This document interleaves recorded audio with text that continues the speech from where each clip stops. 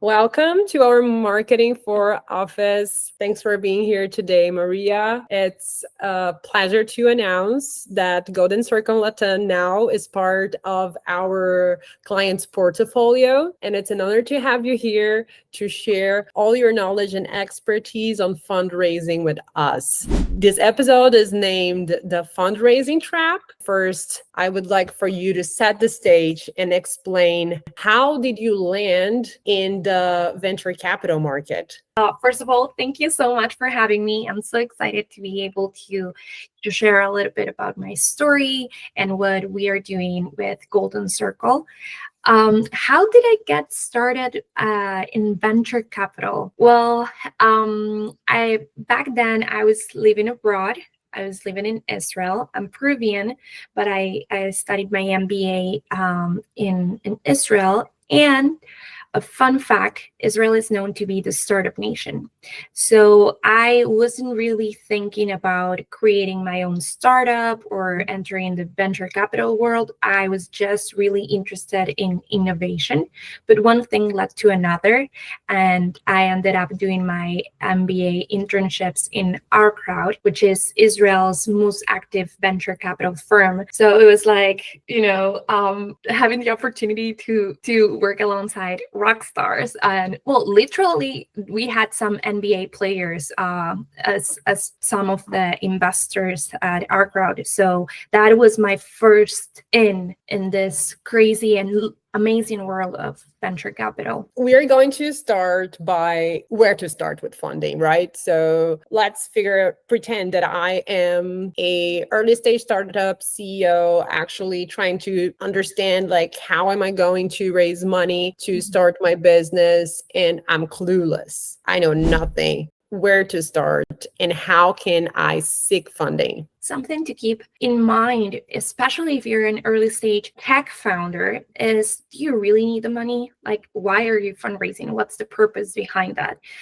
Are you fundraising because every other tech startup is fundraising? Are you fundraising because your bills are due? Are you fundraising because you want to attract more talent, or you want to expand your operations across a region in particular? What's the reason why you want to enter the fundraising game? And I know it sounds very obvious, but not many people do this conscious exercise of, wait, for the sake of what I'm doing this. I know that there is something called venture capital, so perhaps I should tap on that. And that's not the best way to approach it. How can I understand how much money I need? That's a big topic, right? It depends. What do you want to do with that money? Do you, like I said before, do you want to invest in marketing, in tech, or do you want to expand abroad? Those sort of things need to be budgeted, right? And based on that, you can figure out your fundraising strategy. And for sure, you're gonna need some, margin of error, or a cushion to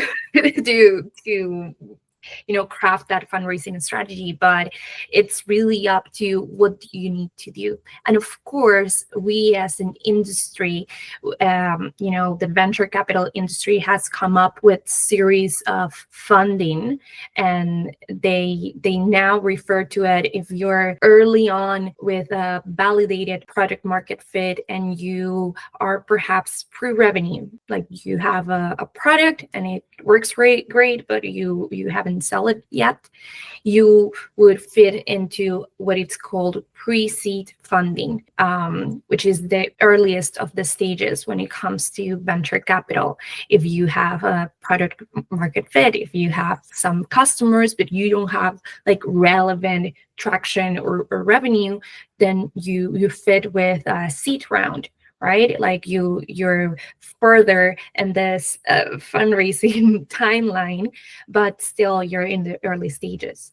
Let's say you've been, I don't know, a mom and pop type of company, very traditional, and now you're switching your operations and becoming more techy, or you've come up with some technological advance, and you have good traction, good base client, like you know what you're doing, like you've done this for a while, and you just need capital to keep expanding and keep growing. Like you don't really need the money to survive, you need it to accelerate. Perhaps you'll fit better with a pre-series A or with a series A round. And I know that the follow-up question is going to be like, how much is that? Like, how do you translate those stages into money?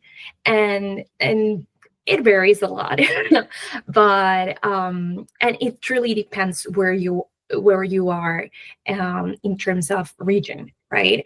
Raising venture capital in the States can be very different. Like if you're based in the Bay Area or East Coast, New York, it's different than if you're in Middle America or even if you're in Latin America, right? Like they are very different, but what it keeps being kind of the same thing are the names, right? Pre-seed, seed, Series A, Series B, and so on and so forth. Can start with pre-seed, seed, Series A, Series B, and there's a moment in time that you can go for an IPO. And if you could explain a little bit what an IPO means, because I know that this is a term that a lot of people are familiar with, but there are also a lot of people that don't know what it is and what's the difference, like from this early stage, and like when can I consider that I'm not early stage anymore? What an IPO means is initial public offering.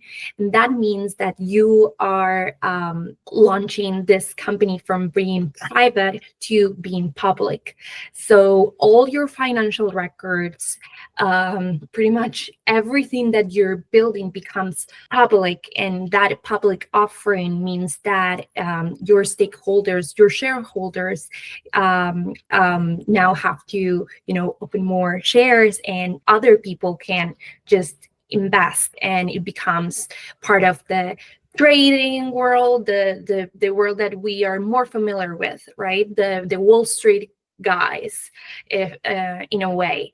Venture capital or startups are more into the the early stages of a company being very private when it comes to whatever they're doing. Of course, yes, like you need to open your financials and your information to your investors, but when it comes to the public eye, it's something that you keep kind of like private, hidden in a way. So that's it. And I think something to keep in consideration, and I forgot mentioning, is what's venture capital, right? How venture capital works, or like how do they make money out of me as a founder? The game is really easy, right? So a venture capitalist fund invests money into a startup, and that startup in return gives them shares, right? Participation, or that can also be called equity, but it's the same thing. You give them a chunk of your of your company. And how do they make money of that if you're starting very early on and your shares don't have much value? Well, the game is based on what happens when you become successful, and what happens once you've built this product, and that's called a liquidation event. So prior to venture capital money or venture capital funding, you're building something, and then a liquidation event comes. And what's a liquidation event? It's either an exit or an IPO. What's an exit? It's just me selling my company to, another company, like sell my company to Google, to Microsoft, to, those big techs. Or to perhaps a bank or whoever is willing to buy your company, or you go public. Most startups don't go public. Most startups get acquired. They get the exit. And what happens when the exit comes? The VC gets paid. What happens if you got venture capital investment and you couldn't exit your company, or you did an IPO? The venture capitalist gets nothing. So you don't have to pay them back. And that's what's beautiful about it. And that's why many founders want venture capital money, because it's not a debt. You don't have to pay them back. They're just betting on you and rooting you for you to win and succeed. That's like the basics that everyone should know before you even think about investments, or like whether you're going to fundraise or having a startup. The most common mistakes founders make when trying to secure funding, especially at seed or Series A stage. There's so many mistakes. There's so many things that I've seen, but I guess the most common mistakes that I've seen founding teams make is getting gaslighted by this fancy world. So what I often hear is like, I'm raising capital. I like my dream is to get, Anderson Horowitz or Siokya to invest. They're well-known venture capitalists, and I want to get, I don't know, Tiger Global into my company. And it's never about like the product. It's always about like getting money from this like fancy people, and that's the number one mistake. Like, you're not doing this for the sake of fundraising. Like that shouldn't be your goal. Like, your goal should be to create something very, very cool, very, very useful to the world. And venture capital, it's a tool to get you there. Also, like, getting gaslighted by fancy venture capitalists, I mean, great. I would love to work for those venture capitalists as well, but there is a thing, and I love that we talked about the stages prior to this, because they invest in later stage founders, right? So if you're starting on this journey, you should perhaps focus on people that can actually bring you smart money, not just a fat check. They should give you not only the money, but perhaps access to a different network, or provide you with tools for you to succeed. So that's another mistake. And the third is, when it comes to venture capital, it can be overwhelming, and it is and it's filled with different types of profiles, and just as a founder, I would recommend to become a new beginner. I know you're great at building your product, like you know your thing, but just be willing to hear feedback from other investors, hear feedback from industry experts, because you can be an expert in your thing, but this is a whole new different thing that you need to learn how to navigate. So just be humble. You need to have a balance between really believing in your product, in your idea, in your service, in the value of what you are delivering, and being able to listen to very hard criticism and very tough feedback. So I would like to hear your thoughts on this balance. It's a really fine line, because particularly in the venture capital world, you need to choose who your people are, because as entrepreneurs, venture capitalists, they come in all sizes, all expertise. They have different investment theses, which is kind of like what they look for in founders. So there are certain venture capital firms that are really into a particular sector. There are others that are very generalist. They're generalists at heart, but they have strong commitment with, let's say, diversity, or with a particular field. So you need to really understand who's like that feedback coming from, right? And it's difficult, it's challenging, because perhaps you're an expert in biotech, right? And you knock a VC's door, and they are used to invest in SaaS, right? And they're gonna give you the feedback they have, like, yeah, whatever the feedback they offer is gonna be biased by their experience in SaaS products, right? They don't really know physical products. They don't really know that. So just be very careful of who you're taking advice from and what their areas of expertise are, because you're the one that it's supposed to know more about your product and how your product fits with the market or with the customer.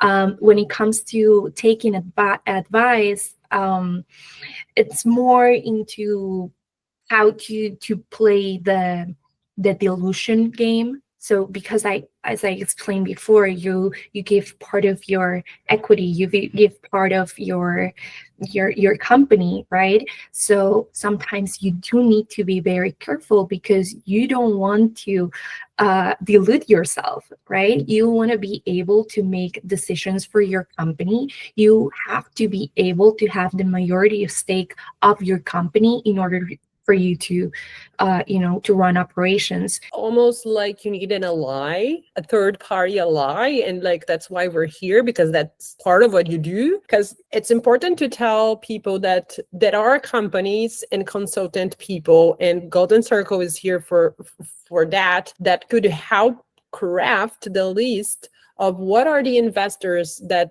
actually like are a match for your business. Because in the future, and you correct me if I'm wrong, there might be a moment that you will need to decide something. And these people will be the ones that will give you the green light or the red light in what you're doing with the company. And if you just accept money and you're happy with this money, in the future, maybe you will not be able to decide the course of what's happening to your product, or even like bigger decisions of how to expand, what market to go, because these people are going to be voting to. 100%. That's it. And that brings me to like why I created Golden Circle. And I think I've shared this with you before, but like there are three types of founders. Like there are great founders. They're great at fundraising and they get money. They're great founders that are not really good at fundraising. They do not get the money. And they're bad founders that have no technical skills, that are not crafting amazing products, but are great at fundraising, and they do get money. So for me, it's infuriating, like listening to, to people that are building ghosts because nothing gets done and are just raising capital and getting tons of money in the bank and not doing what they said they were going to do. And we've seen tons of examples, and there are a lot of examples of that. And what really motivates me to be this ally into navigating the venture capital world is to work with people that are experts, that know their things, and they just need a little like wingman or wingwoman to tell them like, hey, like perhaps you can craft your strategy like this, or hey, be careful, or take in account that you might have future rounds of funding, or or it can be as simple as, hey, let's change that storytelling and let's create a narrative that it's attractive for a venture capitalist. So that's pretty much what I want to do, and who my people are that type of founder, like the ones that are actually building, but don't necessarily have the skills or the exposure to the venture capital world. That's the juicy part of our talk, right? That's what we're calling the fundraising trap. So that's what I really want you to describe and explore, because when we decided to do this was because we were in such an interesting conversation about how there are CEOs that are experts in fundraising. And then some people that are early stage startup CEOs and maybe are doing it for the first or second time, they think that what they really need to do with their time is to invest in becoming the best person on fundraising and getting all the money from outside the company. And we understand that that's one big trap. And I would love to hear your explanation of why. You shouldn't be an expert fundraiser because you're not supposed to do it that often. Like your goal is to create or build product in a company. Your goal is not to fundraise from others. So it makes sense for you to be new at this. Like it makes sense for you to do that. And of course, like if you're in the later stages, you're gonna be more seasoned to this world, and you're not gonna need me, and that's good.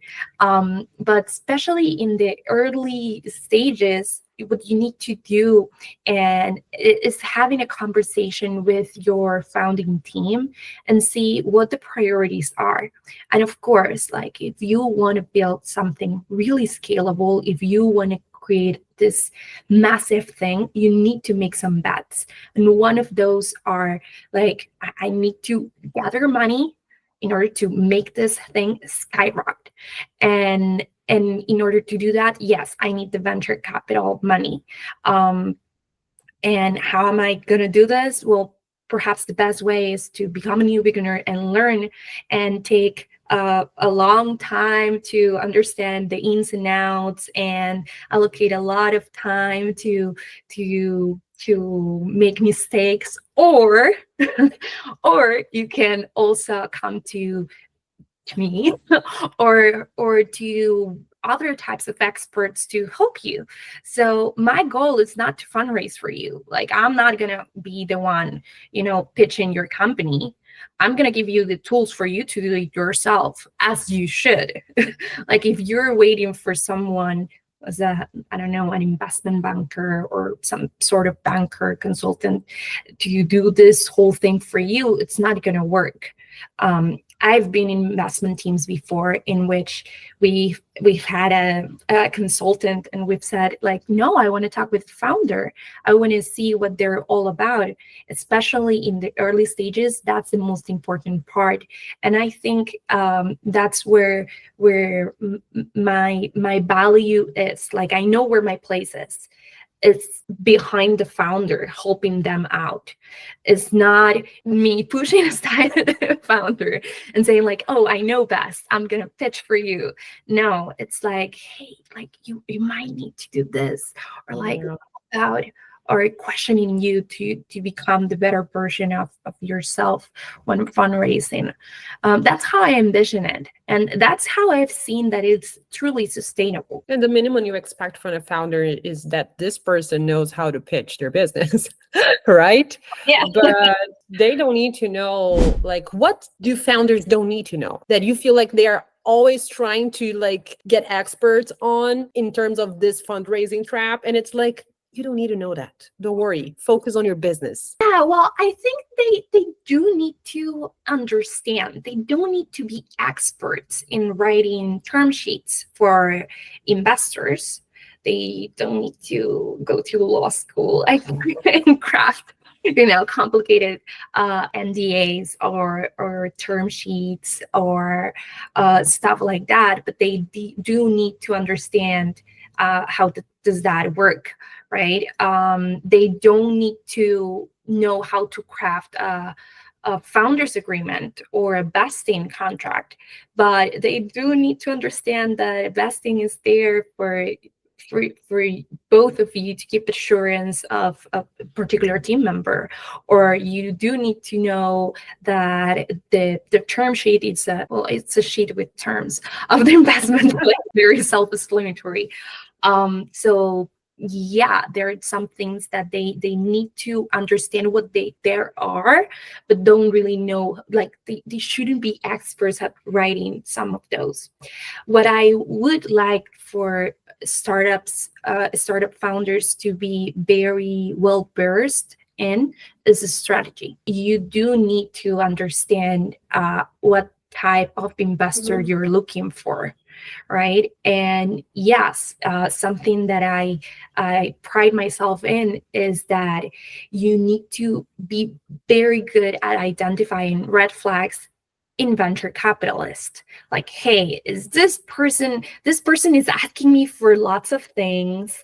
They want a lot of equity, like their emails, they look kind of funny, so perhaps they're not the first person to for me to get involved with.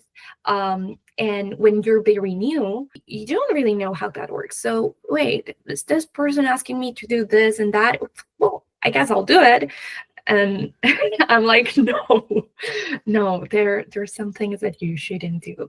Very useful to have an eye that have done it like hundreds and million times and can tell you like what is acceptable and what is not, and what are the main red flags. Especially because, well, I come from the venture capital world, right? So I started my career in portfolio management in Israel, MENA region, and then I went to investment teams in Latin America, and now and then the States. So what I've seen, and this is like the common thread in very different geographies, is that venture capitalists, they work for venture capitalists. They work for their investors, right? They don't work for the founder. They want the founder to succeed, yes, because that's how they get their money. But who pays their bills, or like who hires them, is the fund, right? Is the VCs, right? So they cannot give you honest feedback. They cannot allocate too much time to give you as a founder feedback, because they see tons of deals every single day or like year. Even the best or nicest venture capitalists cannot give you that honest feedback. The first reason why is they don't have time, and the second one is that they cannot go into details. I was part of an investment team. We couldn't go into details. There were some times that I wanted to write a really long email telling them like all the things that they were not doing right, but I couldn't. Why? Because we were told not to do it. Why? Because of time, and yes, because of like liabilities, right? There are tons of famous, startup founders that post, the rejection email that a VC sent, and they like, oh, you will never be successful, or I believe that model doesn't work, and now they're successful, of course. And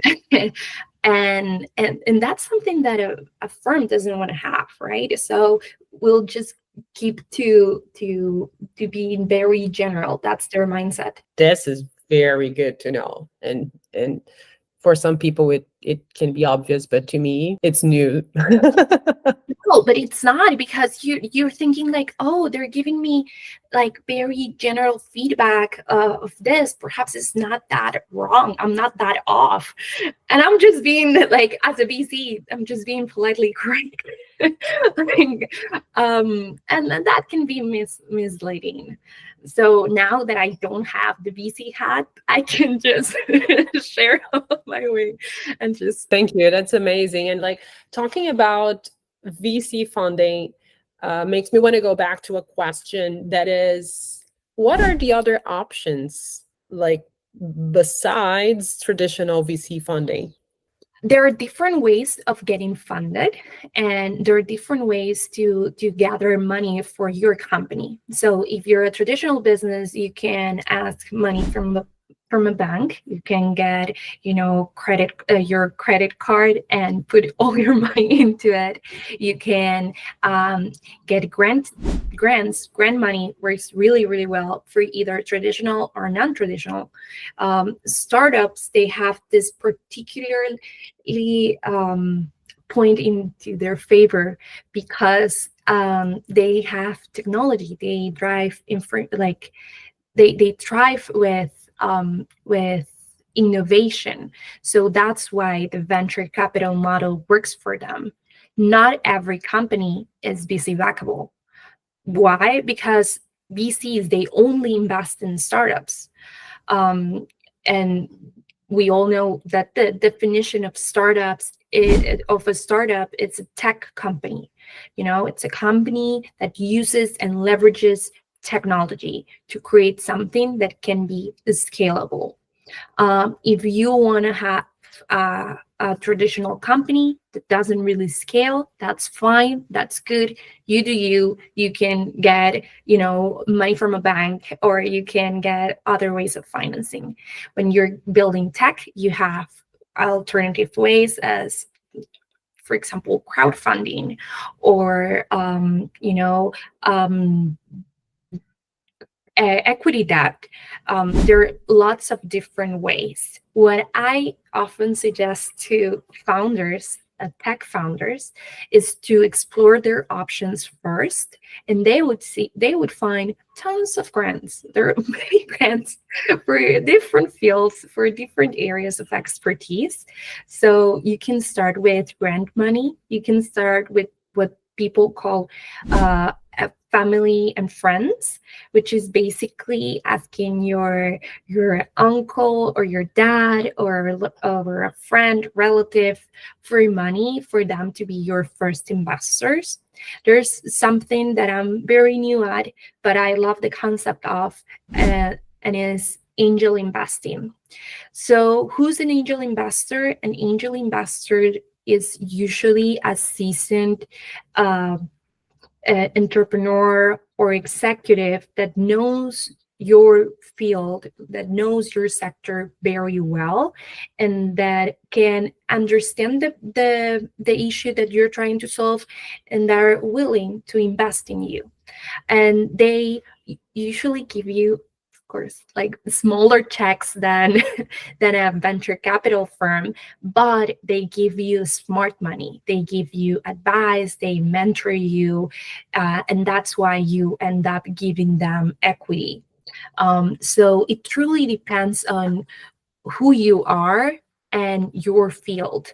If you are a deep tech, of course, you're gonna require a lot of money. So it's best to start with grants and contests prior to dilute yourself in rounds of funding. If you're a SaaS founder and you're doing something that doesn't really require much investment at the beginning, perhaps it's best for you to just stick to angel investors and then wait a little bit in order to be less diluted in the future. I'd like to ask if you could give us an example of how a grant works. So there are different grants. There's some grants that are government issue. So you have, in the States, you have USAID, you have nonprofits, you have different types of entities that want entrepreneurs to succeed because they can create a positive impact within their community or state or country. So a grant implies that institution giving you money and you giving nothing in return in terms of equity, in terms of, paying them off. No, like you only need to be creating positive impact. And of course, they're going to measure that based on several metrics and different things that they come up with, but it's like free money. So that's why investors and people like me suggest grants, right? Because it's free money. If you're building something that has a positive impact and that it's aligned with the grant donor. Of course, it comes with responsibilities. You need to inform them of your progress, of course, that you're allocating the funds they gave you properly, but that's it. That's a grant. And there are many grant donors. And of course, accessing a grant is complicated. It's not easy because everybody wants free money. So it's highly competitive, but it's worth it.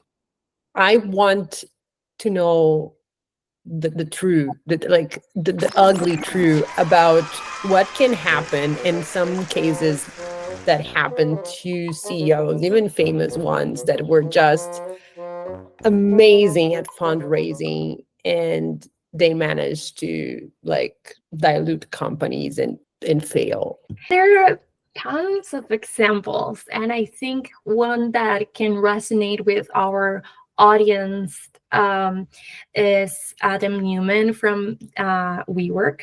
Very mediatic scandal. It was huge. He is excellent at fundraising. He's in fact fundraising again, and he's got money from big people. Like, he knows the game.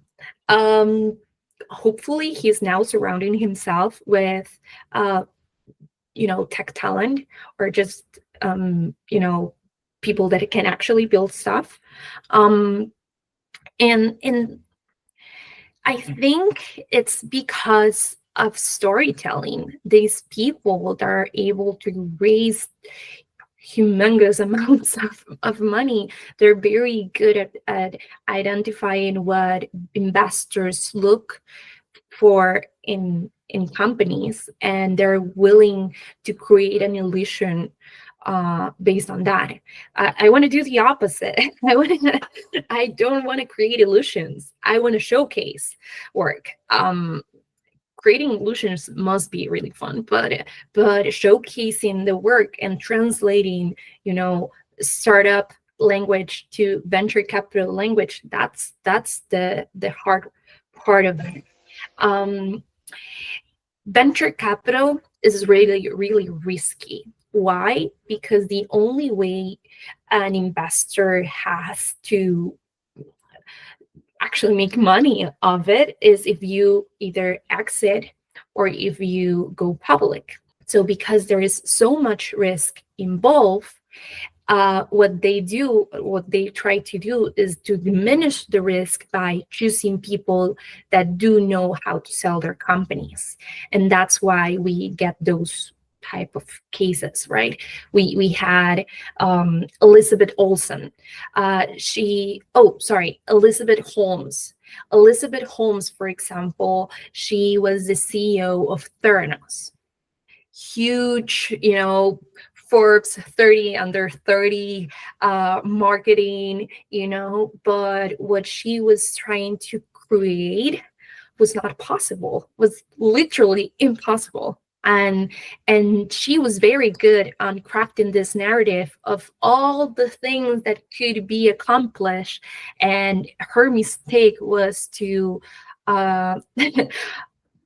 underestimate the technological advances of the world. Like, it's not possible to do that yet, perhaps in the future, but don't fundraise from if you don't have anything, right? That's good advice. And having the impression that there might be a huge chunk of money in the hands of a small group of people. And what you want to do is to unlock bank account to people that are really focused on what they are delivering to their customers, to the users, and even to something that we can discuss now that is to minorities, right? To people that are struggling to have access to this money. So I would like to understand a little bit of your perspective on this gap of the industry, especially regarding women CEO and where the money is and how can we change this scenario? I believe everybody should access the same amount of possibilities. Unfortunately, that's not how the world works. And I believe this is closely linked to what I was explaining before, because this is a risky game. The people that are giving the money, they need to reduce that uncertainty. And what they do as human beings is, well, I'm a male, a white man. Well, I'll invest in people like me because that's what I know, right? I'm rich. Of course, I'm going to invest in people that come from Ivy Leagues to reduce my risk, right? So I can understand in some extent why that unfairness comes, but it leaves you with, a very niche group of people for you to fund. And that's why most of the venture capital money, it's allocated to white males, right? Not to diverse teams, not to women, like not to female founders, not to Latino founders, not to Black people, not to many other minorities. And most of them are straight. So of course, most of them money goes to straight founders. Most of them are, in a certain age group. So they have this idea of investing in this certain age group. So I think that's why that happens. And I've did some research, and I have this crazy metrics that I want to share with you. And it's then less than 2% of women-funded businesses get institutional funding. Less than 2% of women-funded businesses. That's Okay. That's Explain it to me. What does it mean practically? What is institutional funding? Institutional funding, it's the same as venture capital. It involves venture capital, any funding that comes from institutions, right? Banks, Okay, so not friends and so could be friends and family. yeah, could be even an angel, but like the institutions, right? huge chunk of money from institutions are not making their way into the hands of women as founders. And this is another one that it's really, really shocking, almost depressing. Only 1.2% of all venture capital invested in 2021 went to Black-led startups. So it's a smaller number, right? And we're talking of, people that are tech savvy, people that are creating companies that are successfully they're successful within a scope, right? They're not huge, but they're creating some revenue. So this is shocking. It really is. And the reason behind that is, of course, because we don't have diversity on who gives the money, right? And that's a whole other issue. So what can we do as founders to not be or become victims of the system is to hack the system. So yes, when I was a founder, I forgot to mention this, but I was a founder of a medtech startup. MedTech requires a lot of money, a lot of money for medical trials, for ex vivo trials, and all of that. So I played my cards. I was young. I was born and raised in Peru. I'm a female, so I used those liabilities as strengths, and I kind of like took control over the narrative. And I didn't knock the doors on people that I knew didn't share my values. Of course, I'm gonna look for people that invest in in women, right? Like people that invest in diversity. And I couldn't afford evangelizing VCs. I just needed to play my cards right and looking for people that were willing to help me out. And that's also something that I like to bring to the table when working with a startup founder. Like, hey, yes, understanding heart rates. Well, so okay, perfect. First, let's work with people that actually get it, people that can actually help you. They're not that many, that's true, but But if you're really good, I'm sure that they will look at you. And perhaps it's not an immediate invest. Like they will not immediately write you like, $100,000 checks, but they will for sure keep you in the loop for future opportunities and stuff like that. So it's basically just tapping to your people. Like, yes, there are not that many, women VCs, right? But the ones that are advocating for you. So knock their doors, not the other ones, right? So that's part of what I want my value proposition to be. You're not alone. Like the world is huge, right? And the good thing about venture capital, and I forgot to mention, is that you don't need to be in the same geography as your founder, as the people that it's funding you. So you can be based in, I don't know, in New York and get money from San Francisco. You can be based in Peru, and if you have an LLC or like a C corp, get it money from the States coming your way. So that's the beauty of the VC game. So that's why there are venture capital firms in, I don't know, in India investing in Brazil, right? There is a way to do that. Yeah, of course, it has ins and outs, and lawyers will help you out with that. But capital, it's there to be distributed across the world, because that's what they want. Like VCs, they need good people. Yeah.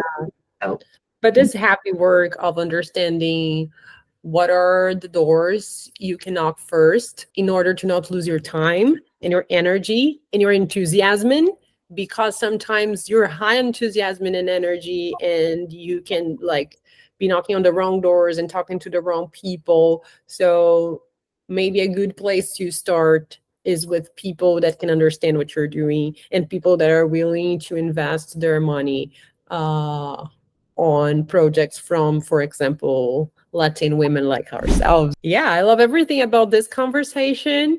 And I want to ask you for your last advice before we wrap up. That is, what is the message you want to send to the early stage CEO that are listening to us and they might be thinking, okay, nice. What do I do next? absolutely, absolutely. So I want to be the go-to person that any founder that it's wondering if they should raise capital, if they should enter the venture capital world, if they are busy ready, goes to, right? So I literally offer a free, no charge assessment, because sometimes you're not going to be my client. What works best for you is, you probably should focus on something else, like building product or creating a powerful team, rather than going and knock investors' doors. So just feel free to reach out. I'm always happy to meet amazing founders, and yeah, just be very mindful of what you're doing this, and understanding your purpose, and getting to know where you're at as a founder and what your capabilities are. And this takes a an emotional toll in your health. It does, because it's a lot of rejection. So like I'm here for anyone that it's thinking about navigating this fundraising journey. I'm happy to help out, to offer advice, and yeah, I'm more than happy to explore new worlds, because that's the beauty of startups. They literally create new worlds. So yeah.